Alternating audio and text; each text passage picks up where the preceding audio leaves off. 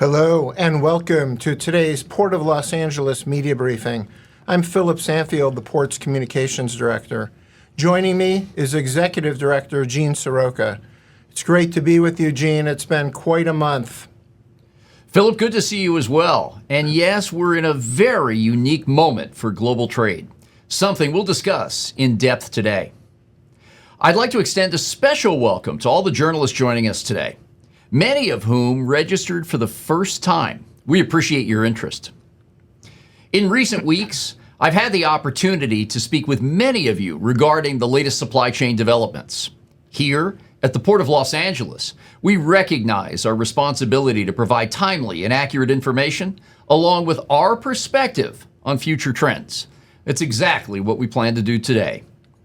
To set the stage for our discussion, we'll start with the latest cargo data, followed by an overview of how tariff policies are impacting the Port of Los Angeles and the overall supply chain. And with so many journalists with us today, we'll leave extra time to answer your questions. Very good, Gene. So let's get right to it. Our April volume report is strong. Let's enjoy it while we can and go over those numbers. That's right, Philip. And although it's a rear-view mirror look, the Port of Los Angeles handled a robust 843,000 container units in April, 9.5% more than last year.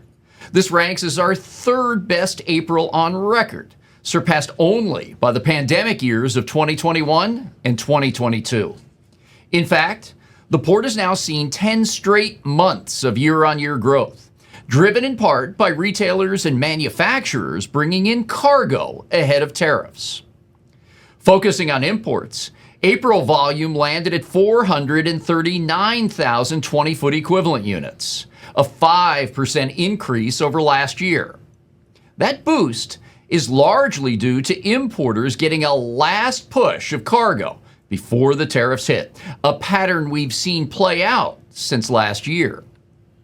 Over on the export side, we moved 128,000 units, a 3.5% decrease from 2024. This now marks 5 consecutive months of declining exports. With retaliatory tariffs now in play, we'll continue to see significant challenges on that side of the ledger, particularly in the ag and manufacturing sectors for the foreseeable future. Meanwhile, we sent 275,000 empty containers back across the Pacific, a 25% year-over-year increase. With soft exports, liner companies are utilizing the extra vessel capacity to return those empty boxes. So, 4 months into 2025, the Port of Los Angeles has processed nearly 3.4 million TEUs. That's a 6% increase over last year's strong performance. In fact, since August of 2023, we've grown 19 of the last 21 months. Initially, that growth was propelled by a robust economy and high consumer confidence levels. More recently, the key factor has been the push to bring cargo in ahead of today's tariffs. Looking ahead, with trade policy shifts happening so quickly, it's a challenge for businesses, economists, and ports to forecast. At least for the short term, it's clear that we'll see a pullback in global trade. Thanks, Gene. Walk us through what the last month or so has been like, where we stand today, and what you see coming down line.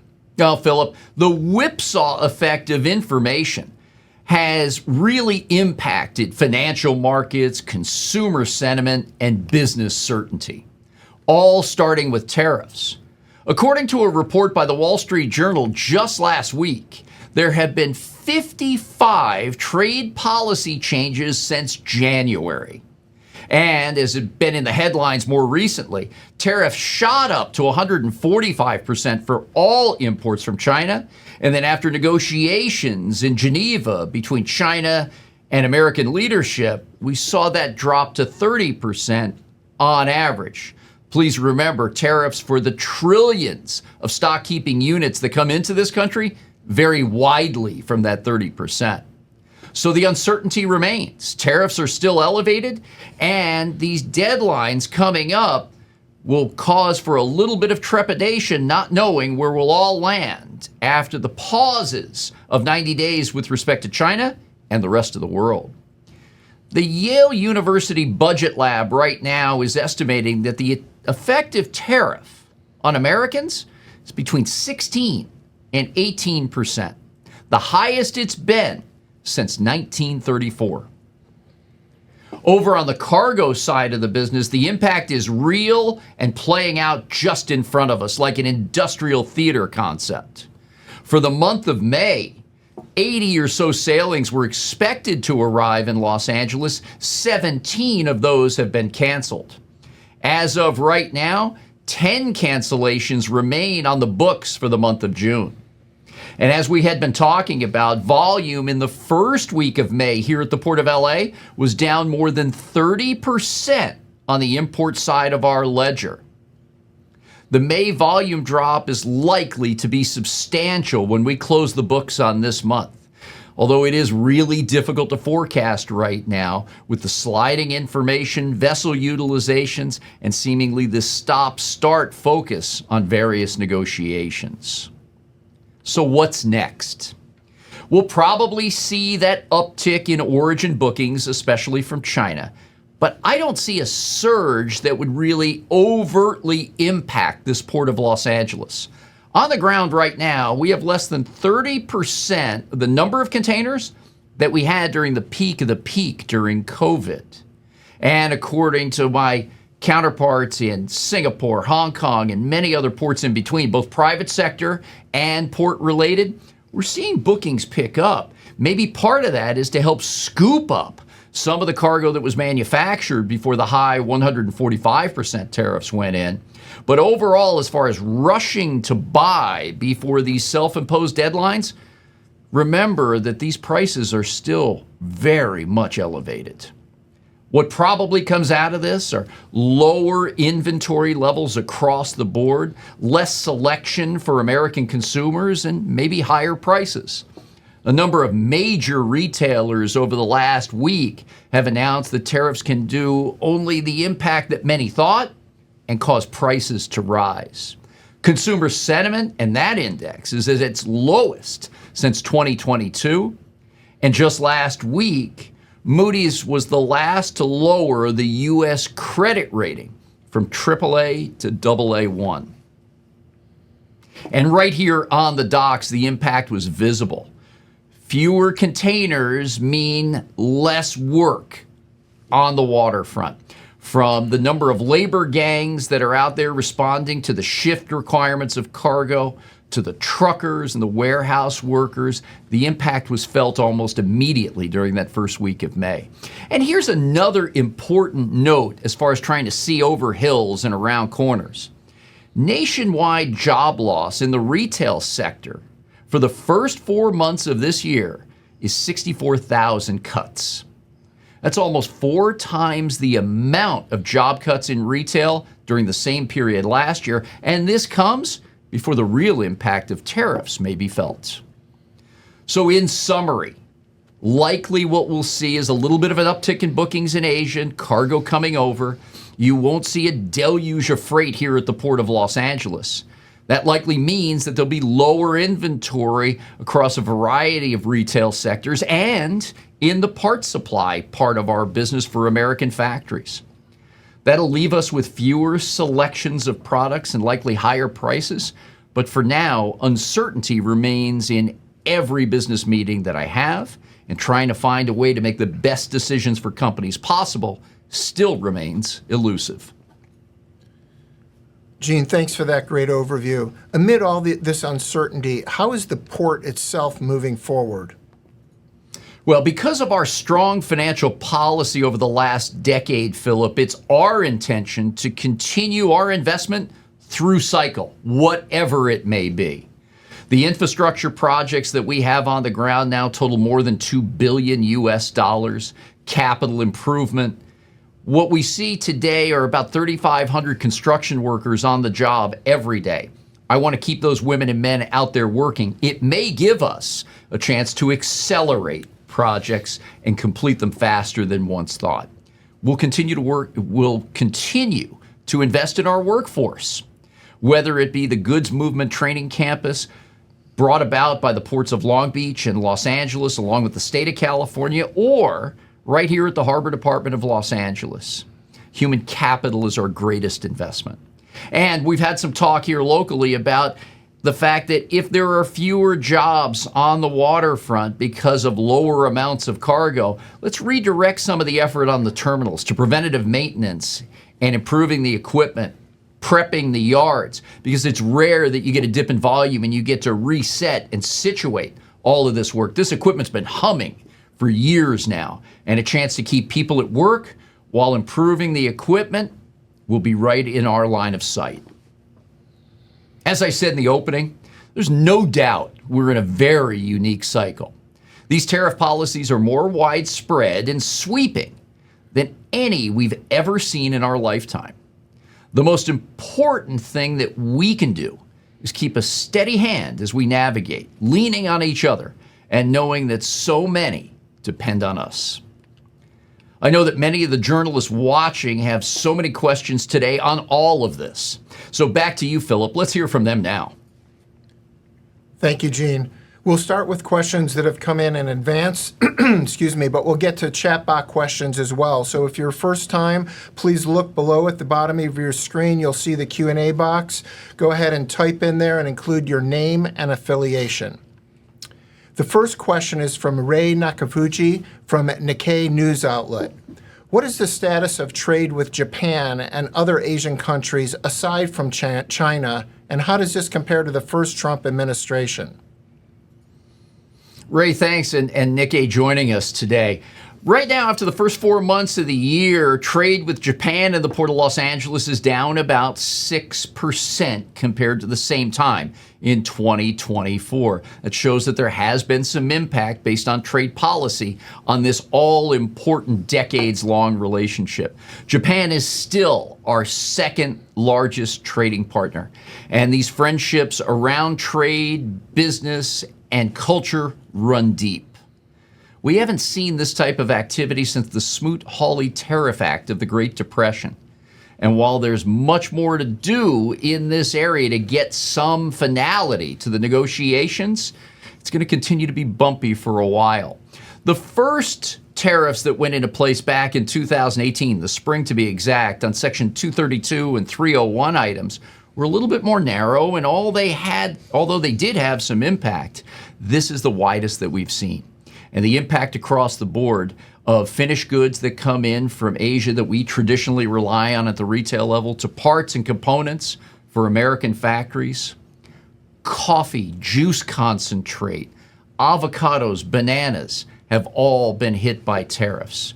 And we'll see that at the grocery store as well. Ray, thanks a bunch for joining today. We appreciate it. The next question is from Stuart Churls from FreightWaves. He actually has two. Let's start with this one, Gene. What's the status of chassis availability and empty containers that go back to Asia? Thanks, Stuart. Two questions there. I think we're in pretty good shape on chassis. That model has evolved over the last 5 years since COVID. We're seeing a lot of trucking firms with long-term leases and outright purchases of chassis. If you drive around this Los Angeles and Long Beach harbor complex, you'll likely see a lot of chassis stacked up in these yards that circle around the marine terminals. So I think we're good. But again, we watch this every day and make sure that the velocity of the containers that move in and out stay at a high rate of speed, which will allow us better asset utilization. Over on the empty side, as just reported, we moved 25% more empties back to Asia in the month of April than we did April of last year. There continues to be a concerted effort, and maybe another learning that we took from COVID was how we can better respond to the peaks and valleys of import demand by pre-positioning those empty containers back to Asia. And I think the liner companies are really focused on that and doing a very good job to this point. Stuart's follow-up is, if cargo does pick up strong, what could be done to help trucking? Extra gate hours, any other measures? Stuart, this is really important as well. 2/3 of the cargo that moves in and out of the Port of Los Angeles moves by truck. Simply put, we've got to make sure that those truckers and the firms they represent have the ease to access for drop-off and pickup with every single run. I don't believe we'll be caught off guard. Again, looking at bookings in Asia is one of many variables we evaluate, as services that have been cut are reintroduced in China and throughout the Asia Pacific. We'll have another indicator. But that port optimizer shows us with a very clean look 14 days out as to how much cargo is going to be coming our way.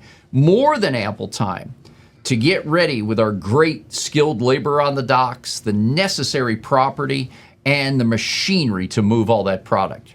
Since the last time we saw that huge surge, we also brought in and introduced a new truck appointment system module under the Port Optimizer by Wabtec. Now again, there's a lot of nuance and complexity to this, but safe to say there's latent capacity in the amount of truck gates that are used every day. And an appointment system running here at the Port of Los Angeles now has shown the ability to create some efficiencies in this area. Much more work to do, but I like our chances now working off of real data and input back from the trucking community. So there's a lot to do here, but I like the way we've set up. I like the way we're talking. The ILW has called regular meetings with various port community stakeholders to make sure that we're prepared, we don't miss anything. Thanks, Stuart. Thank you, Gene. Next question is from Allie Martin of the Christian Science Monitor. Beyond the policy changes happening in Washington, bigger picture, what else is driving change at the Port of Los Angeles? Allie, thanks for joining us today. In addition to what we talk about in all this swirling information, those strong financial policies I mentioned are driving that $2 billion capital improvement program over the next decade. And it really comes in three pieces. It's the infrastructure of the port, rail, bridges, roadway connectors, terminals, and the like. The second is our digitalization programs, whether it be the Port Optimizer, the Cybersecurity Operations Center, which is stopping threats from all over the world today, and the Cyber Resilience Center, co-developed with IBM and bringing the private sector in for the first time.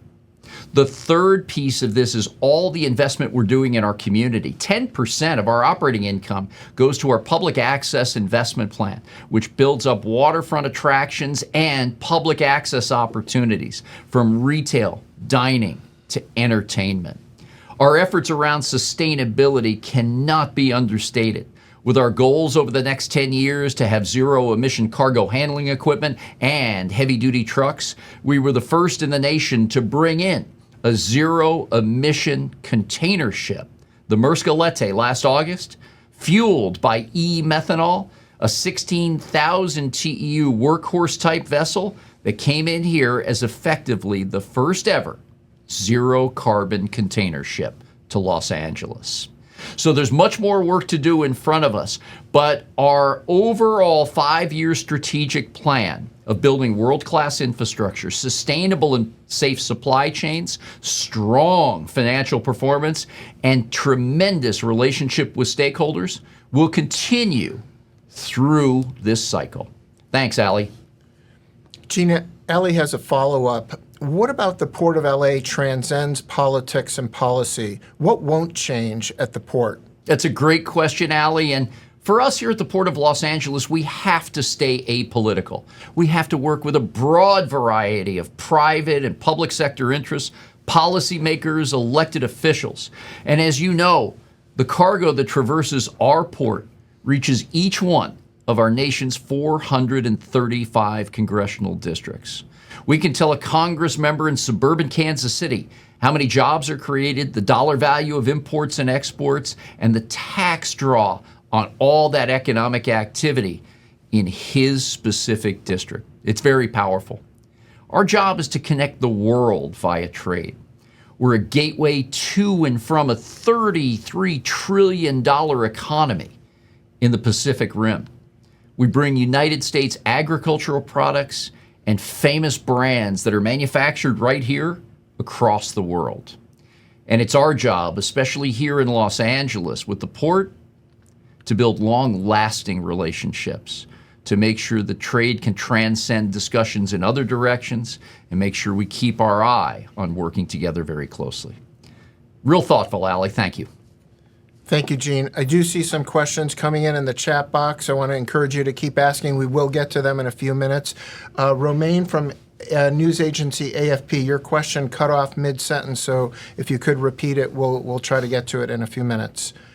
Gene, this question's coming in various forms. What contact, if any, do you have with the current Trump administration, and what message are you conveying? Well, thanks, Philip. I'm on an advisory committee for the United States Trade Representative. And from what I've seen so far, the policy appointees and the career staff have been working around the clock 23 hours a day, trying to put together these framework deals with more than 20 nations, as has been publicly reported by both Ambassador Greer and Secretary Bessent in various media conversations. Their knowledge, expertise, and their willingness to listen has been very impressive to me. And I think one example of that was the ongoing discussions about the ship fees for those that were built in China. From the draft rule earlier this year to what is going to be implemented in October, it looks very different. And that was predicated on more than 500 comment letters from industry, 2 days of public discussion and testimony in Washington, D.C. Now, for them, the task is large. We've only got 50 days remaining on the pause to all countries, ex-China, Canada, and Mexico, to get these framework deals in place under the 10% average tariffs. And now we're under the wire at 84 days to get a framework deal together with China. So we're going to keep giving input, making sure everyone is at the table talking about what's possible, from origin rules to digital requirements, import and export needs. And for me, rules-based trade is an American imperative. Protecting jobs, brands, and our economy is sacrosanct to everything we do. We also have to keep in mind that 70% of that economy is based on you and me spending here in the United States. And when prices go up, families get a little concerned. Tightening belts, watching budgets are all part of the daily conversation that I'm having with neighbors, friends, and coworkers. There's a lot to do here, but I think the dialogue that's going back and forth is not only encouraging, but it will continue. Thanks. Thank you, Gene. Pingjun Yang of the Phoenix Satellite Television Station, a Chinese language media network, asks, how do you see the tariff situation affecting trade between the U.S. and China in the long term? Thanks, Yang Shenzhen. It has a real effect. Dating back to 2018, about 60% of our business portfolio here at the Port of Los Angeles was with China. Recently, it's gone down to 45%, and it will continue to drop. We talk about rules-based trade that's important to both the United States and our trading partners. The next 84 days will probably tell us a lot. It's my view that the two largest economies in the world will have to work together and will have to trade. There's great interdependencies between the two. Having worked in China for a number of years and covered a vast swath of 36 offices that our company had in the country at that time, from Harbin in the north to Kunming all the way down to Yantian and Guangdong province and out as far as Xinjiang province and Urumqi, I've visited most. And the work has to continue to bring common sources of trade together that don't disadvantage the American consumer or our economy, and work to the interest of promoting trade and economic growth. Thanks very much, Mr. Young. Gene, next question. Again, a couple of journalists are asking about the impact of the Dimminimous Exemption, which allowed shipments worth $800 or less to come to the U.S. duty-free. How will that impact trade and cargo? Oh, the impact is already being felt. The de minimis exemption, or de minimis shipments, those that are less than $800, come in parcels, a lot from China, and distributed to folks like us, American consumers. Good prices, good quality, and a speed to market that's competitive, albeit a little bit longer than what we're accustomed to here, with overnight next day and weekly delivery services in the United States. But this 54% tariff will be impactful. Likely prices will go up, and some already have. Selections will be fewer, and the American consumer will be a little more choosy about what they're buying. This market segment has been important for a number of years now, and from what we see, differences will be in how much the consumer will be willing to pay as we go into the future. This story has not been fully written yet, but safe to say the volume of this cargo will probably come down. We've even seen some of the American parcel companies who do business internationally beginning to tweak their service offering, and in the case of UPS, laying off 20,000 workers, not just related to de minimis, but broadly what they see in the consumer uptake and the parcel service business coming in the months ahead. Thank you, Gene. Next question is from Stas Margaronis, the American Journal of Transportation. HD Hyundai Samho is proposing to build and deliver STS Cranes to U.S. ports as an alternative to cranes built in China. Should U.S. ports support the Korean effort? Thanks, Stas, and always appreciate you joining these monthly pressers. You know, what comes to mind with this question is that price, quality, and need will all be important factors. As you know, these shoreside cranes are not a transactional business. They've got a pretty good book life and useful life associated with operating at ports like ours. But this is a good company. And what I would say is competition should improve quality and make prices more competitive. So we welcome them to the market, and let's see how we can get folks together to work on making this part of our business a little bit more competitive in the future. Thanks, Stas. Gene, Laura Curtis from Bloomberg asks, the USTR is holding a hearing today on a proposal to add tariffs to Chinese-made cargo handling equipment like ship-to-shore cranes. How would this impact the Port of Los Angeles? Thanks for joining, Laura. And similar to Stas's question just now, although it's not a transactional business, it likely makes those unique pieces of equipment more expensive for the marine terminal operator and the folks that run those businesses. So we'll have to see what comes out of this. But again, you don't have a lot of choice when going out and looking for shoreside cranes. And the few that have stepped up since this discussion really took place in earnest last summer showed cost 2.5, 3 times more than what's on the books today. So we've got to learn a lot more. Let's see how these discussions come. But again, generally speaking, more competition should mean better prices and higher quality. That's my hope for the future on shoreside cranes and other cargo handling equipment. Thanks, Lisa. Thanks, Gene. In the chat box from Romain Fonsgrives from the international news agency AFP.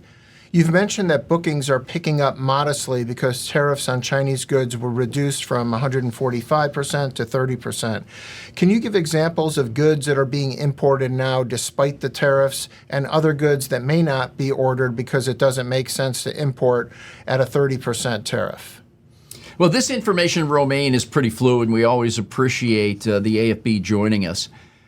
It really depends on where inventory levels are, what needs are. And I'll give you this example that I shared a lot recently. Here at the Port of Los Angeles, we have 125,000 companies that call this port home for imported goods, and no one has more than a 5% share.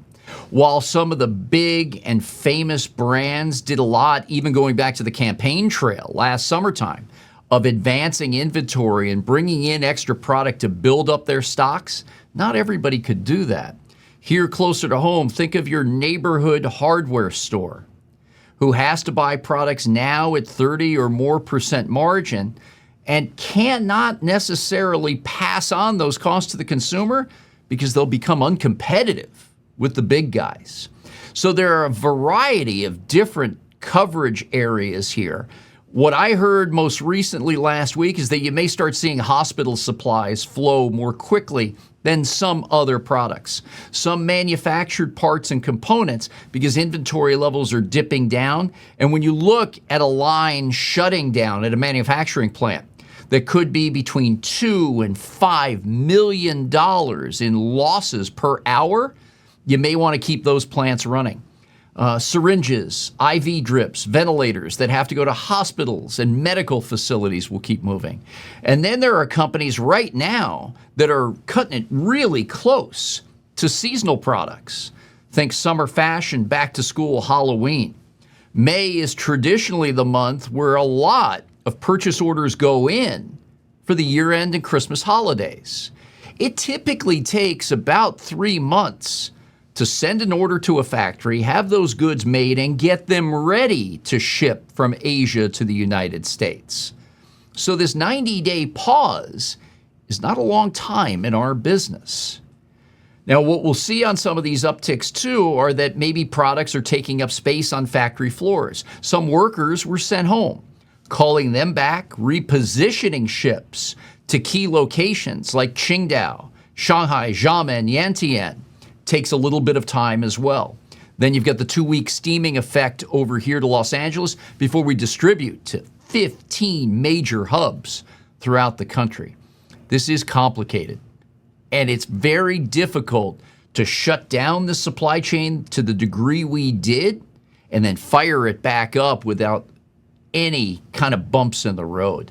So there'll be more to be seen, but we'll have more detailed information as products come in. And while individual companies may say that their bookings are upticking or they're seeing certain commodities, that combination of information may not be as wide-reaching as some would think. So we'll see the after effect of this once the cargo passes through. We don't like to talk about what's in a container because we want the safety and security, the sanctity of that shipment to get to its user, to its customer, factory, or consumer. So we'll keep you all posted, but safe to say we'll see a little bit more activity, but it won't be just that huge amount of cargo that a very few started to predict last week. Thanks, Gene. Looks like we have about a half dozen or more questions in the queue, so we'll take one from Greg Miller from Lloyd's List. Given your conversations with counterparts in Asia, how much do you think your import volumes could rebound in June and July, and are there any concerns over congestion if there is a rebound during the pause? Greg, great question. Good to have you with us. And we've touched on all these pieces so far. But effectively, what we will have seen is probably 4 weeks running at 70, 80% of normal volume. So again, to get that cargo that was already manufactured and planned on shipping before the sky-high tariffs went into place, that can be dealt with. This week, similar to the last two, as we've reported, there are 16 vessels that will welcome here to the Port of Los Angeles. 11 of those vessels will have had China port calls. You're probably seeing lower utilizations on these ships than the liner companies would like, meaning you get a little bit of a gap to fill on the next round of sailings. And of the 4 vessels this week that we anticipate being canceled, they were all from China. Right? So I don't know that we're going to see, with the information I have today, that we're going to see just such an amount of cargo that it's going to put us at a stoppage and have ships at anchor like we witnessed before. I think it's a more deliberate flow, and I'm looking at real data from trusted contacts in Asia that are working both private sector and at ports, looking at how these bookings are starting to pick up. In fact, one of the third-party logistics companies told me last week, even bookings down line 3 weeks are only 80% of what you would expect this time of year. So again, we'll watch this very closely.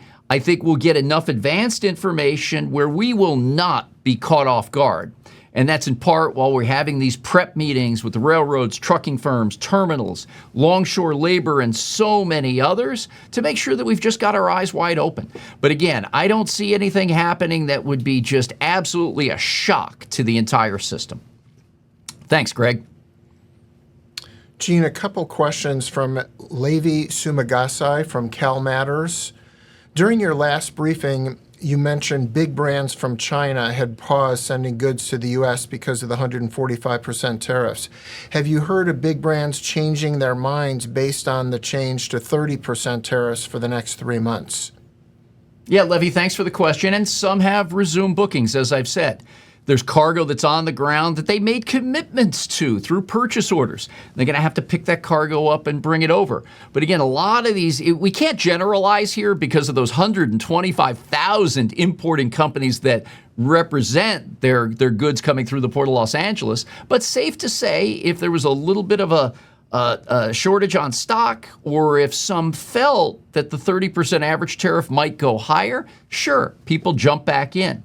Others held out on products that needed to get to factories. And again, shutting down a factory line in the United States, even for an hour, is $1 million question for these people in that sector of our economy. So there's a lot to take in right now. Looking at the Port Optimizer, which is one of many leading indicators that we evaluate, we're still well below traditional run rates. And although we have a little bit of a pickup in the first week of June, that may be just better profiles on these vessels from the services that remained in existence. So this is playing out by the hour, by the day, by the week. I appreciate your interest, Levy, and we'll continue to have more information to share with you.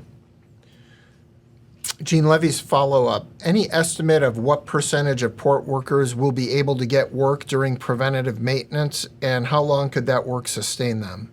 That I don't know. Again, these are ideas to try to make sure that we minimize the impact to the people that are the heartbeat of this port. And it's very rare you get the chance to make sure everything on that terminal property is picture perfect, tip-top shape to catch the next cargo uptick that we will see.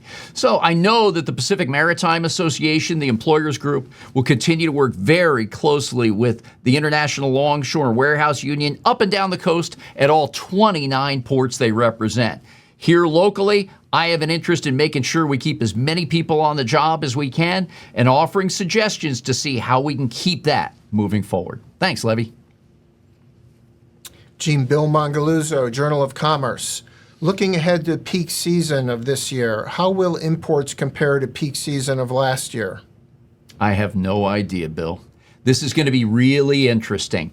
But my general opinion with the information I have right now is that we'll probably see lower inventory levels across a variety of retail segments because the products cost a lot more. Fewer selections because you don't want to have that huge inventory carrying costs that weighs so heavily on quarterly financial performance for those that have to report back to Wall Street and their shareholders, in addition to senior management. So you'll likely have less inventory, fewer selections, and in some cases already announced, although very broadly, higher prices. You've got specialty goods, and as I talked about, where we're really getting to the point of pulling that lever on the seasonal products. Summer fashion, back to school, Halloween, and then the year-end season. You've got companies right now, even here in Los Angeles, small, family-run businesses for several generations, who rely on 6 weeks of shipments to make their entire business run for the next year. And that could be toys, the latest gaming products, and others that kids and big kids alike will be looking for during the holidays. So it's likely to say that it may be a little bit more muted compared to years past, with higher prices being on everybody's mind. Understanding the willingness of the American consumer to buy is what these retailers are studying so closely right now.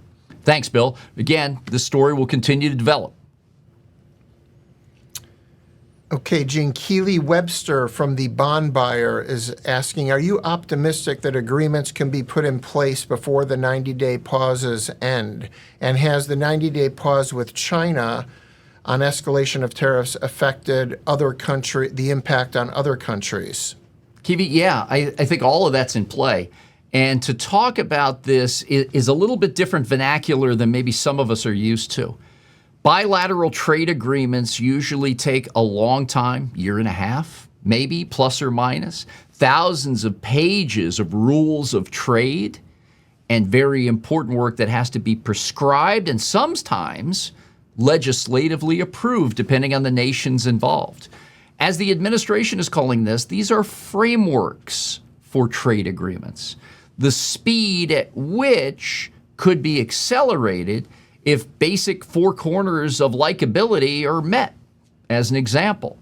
But to have to work in detail on 20 plus countries with deadlines looming that are even much faster than some would have thought, we'll see what the outcome is. Some people are betting that if agreements on the framework side are not reached, the tariffs could be unilaterally increased. Maybe some folks will rush to be at the front of the queue, get their deal done so they have the most competitive tariffs and origin rules, among all the other details that go into this. So it's going to be real interesting to see how all this plays out. Chances are that if you were really concerned about 4% inflation back in November, when you hear 10% tariffs on products coming from everywhere, except for China, Canada, and Mexico, it's a concern. And that's what families are talking about today at the kitchen table. At the same time, we've still got a lot of trade that moves that's outside of this overall plan. Think of just the stuff you buy at the grocery store. Bananas, avocados, coffee, all of that has seen prices rise. Now, many folks will say there are three things you can do if you're an importing organization. You can work with your manufacturer to see if you could both share in some of this increased cost. You could look at margin compression in your own company. More than likely, you're going to try to find efficiencies to help minimize that impact. Some of those efficiencies may come in a pause on staffing or even reductions. And then thirdly, as we've heard, unfortunately, some companies are passing on these costs to you and me. So there's a lot to be ascertained here. And I don't know, this business is, again, it doesn't move at the speed of light. So with one statement, you're not going to see a flurry of economic activity from Southeast Asian ports. Likely to say, though, if you need products and you got to keep your business running, 10% looks better than 30. But it's not that easy to move decades worth of a relationship in manufacturing and supply chain to another country at one time. And I will tell you this in closing, that those countries that may have lower tariffs, they see the world markets, they see the world prices. Their prices are not going to be 20 percentage points below those of China. They'll inch up higher as well, also potentially driving more costs to the American importer and consumer. Thanks for the question. Gene, the next question is from Adolfo Guzman Lopez of LAist. He's asking, can you put some numbers on the decline in people working at the port? Is there any averages week over week or month over month? Yeah, Adolfo, I think first things first, right? And this all happens in real time. There'll be an accounting of this with all of the private, public sector interests and labor unions that we work with. But in that first week of May, I'll give you that as the example. In that first week, we saw volume decline at the Port of Los Angeles by about 30% compared to the same time last year. That Friday, we saw 8 ships in port, and it was stated by numerous sources that there were anywhere from 200 to 400 fewer longshore jobs on the docks that day. Less cargo means fewer job opportunities. And this is a group that has regularly, since the COVID period, been working overtime, doing back-to-back shifts or turning two, and getting a lot of hours on the docks to move all this cargo. Now, because you have a little bit of a lag, every ship that comes in here takes about 4 days to unload and reload cargo before going back to Asia. That week's work for a trucker is also in the rearview mirror. So while we were down by 30% that first week of May, it didn't hit the truck community until the next week, as the previous cargo was all filtered out and brought back in across the Southland. Again, if a trucker was hauling 4 or 5 loads a day based on the pure numbers being down 30%, she probably hauls 2 or 3 in that next week. So again, there'll be an accounting of this at some point later down the line, but what we saw was reported to us directly. The job impacts were swift and visible. Thanks, Adolfo. Thank you, Gene. We've got 3 more questions in the queue, so we'll wind down with those. First is from freelance journalist Eric Watkins. I wonder if Gene could comment on the current and projected impact of tariffs on non-containerized cargo through the Port of LA, bulk shipping, finished autos, oil, etc. Yeah, thanks, Eric. A lot of that we're seeing in real time too, right? I've categorized the perishable commodities. We do a good amount of business seasonal from the west coast of South America, fruit and vegetables. A lot of cross-border activity from Mexico, consumer goods as well as perishable products. And then you see steel and aluminum imports that have been tariffed at pretty high levels as well. So it's safe to say that all segments across this international supply chain are part of the conversation and in one way or another seeing the impacts that they have to deal with directly. Thanks for joining as always, Eric. Gene, Tom Black from Bloomberg is coming back to try to clarify a question. He said, can you clear up if when the 90-day pauses conclude, do the tariffs apply to landed goods or goods already on the water still get that pause tariff level? Tom, as I mentioned earlier to you, it's our understanding through all the literature and public commentary that the tariff is applied based on the loading of that container to a vessel in Asia.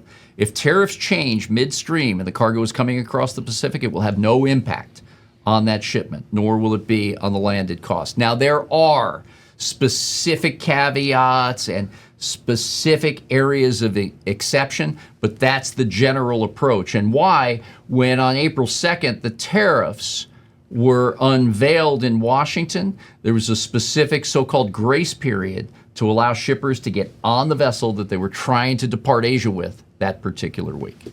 Thanks for the clarification. Appreciate it. Gene, the last question is from Sue Yoon. Don't have an affiliation here. Are there any countries where we are seeing increased trade or trade shifting to a particular country? If so, which ones? And do you see these trends holding? Sue Yun, thanks for the question. Going back to 2018, we've seen a decline in China business as a percentage here at the Port of Los Angeles, yet we've still grown. Just in 2024, last year, we had our second best year on record. Long Beach had their best year, and combined between the two, we had our lowest level of recorded pollution since we began measuring this 20 years ago. So a lot has taken place. But what we've seen is migration of sourcing and manufacturing to Southeast Asia. Vietnam, Indonesia, Malaysia, Thailand, the Philippines, all have seen increases in shipments over these past 6.5 to 7 years now.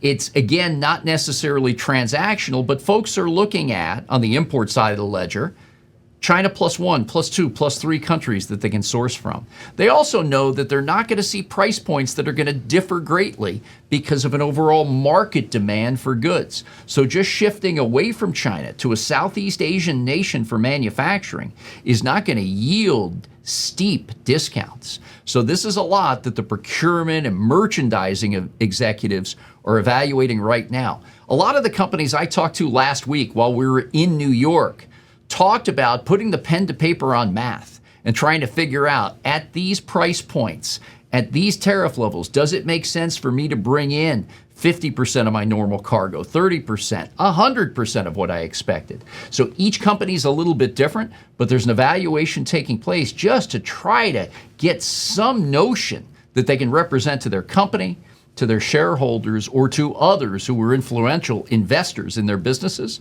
and try to get through this bumpy period. Thanks for the question. Thank you, Gene. And it turns out this is Sue Yoon from ABC News, who we got to spend some time with in New York last week. And Sue's follow-up is, in this shift of to different countries, is there any line of sight into what kind of cargo or products this might affect? $64,000 question, Sue. Realistically speaking, again, the experts in this area, the customs house brokers, are looking at these trillions of stock-keeping units that come into the United States on an annual basis and trying to assess the actual tariff level to each one of those units. Think about the customs agent trying to keep up with all these changes and the application of these tariff duties against the products that are coming in every day, every week, every month now. So it reminds me of a conversation I had with my friend Vince Iacopello, who's been in the business here in Los Angeles for decades, in whether customs house brokers are fronting this additional tariff money to companies that may not have the wherewithal, trying to collect that after the goods have passed through the clearance process, to making sure that they're giving good advice to their importing companies on where the percentages lie and what possibilities there may be for a simplified approach. This is, it's just so much information at this point in time for people to consider broadly, observe, and try to make impactful decisions to represent their companies and customers. Thanks, Sue. Appreciate you joining today. Gene, that concludes the questions for today. Back to you for some final thoughts. Well, thanks, Phillips. First, I'd like to thank all the journalists for your time and insightful questions today. I hope you found this helpful and the information useful. Please do join us again. It's my understanding from Philip and Chelsea that we have over 80 media outlets participating today. That marks the largest media turnout we've had in our 6 years of these monthly briefings.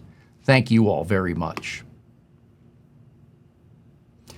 And now, before we sign off, I'd like to switch gears to highlight 2 inspiring examples of engagement and community spirit here at the Port of Los Angeles. First, as we all know, the fires in Altadena, Pacific Palisades, and Malibu were devastating to so many of us, with impacts that will be felt for years. That's why it was so heartening to see our friends at the Union Pacific Railroad step in to assist the Los Angeles Unified School District.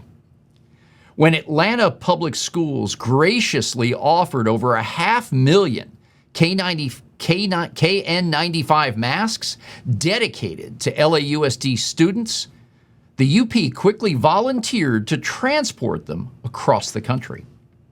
Now, with these masks, students finishing out the school year will have essential protection. A special thank you goes to our friend Adrian Guerrero of the Union Pacific, the Council of Great City Schools, and our own Aveen Sharma, Senior Director of Workforce and Government Affairs, for getting these masks here.